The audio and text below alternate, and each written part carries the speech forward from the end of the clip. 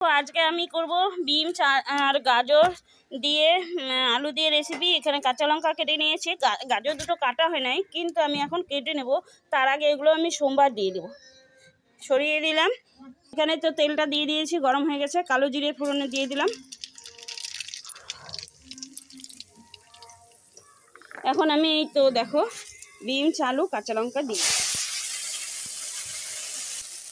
এই দেখো আমি এখন একটু ভালো করে নেড়ে দিলাম, লবণ দিয়ে দিলাম, হলুদ দিয়ে দিলাম। এখন ভালো করে একটু নেড়ে দেই।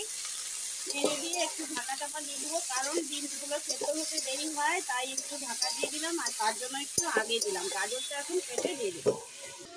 এই যে বন্ধুরা গাজরগুলো দেখো ছোট ছোট করে কেটে নিয়েছি। আর এই যে এখন ঢাকাটা খুলে নিলাম। দেখো বিনসের কালারটা কি সুন্দর লাগছে, সবুজ সবুজ। তার মধ্যে লাল গাজর দিয়ে দিলাম। আর রাত্রের এটা আমাদের রুটি খাওয়ার জন্য। আর আমার ছেলেও ভীষণ ভালোবাসে এই ভাজাটা, তার জন্য করে নিলাম। এখন আবার একটু ঢাকা দিয়ে দেবো। দেখো বন্ধুরা একটু ঢাকাটা খুলে আমি একটু অল্প জল দিয়ে নাড়াচাড়া করে এখন আবার একটু ঢাকা দিয়ে দিচ্ছি, কারণ বিনসটা সেদ্ধ হতে দেরি হয়।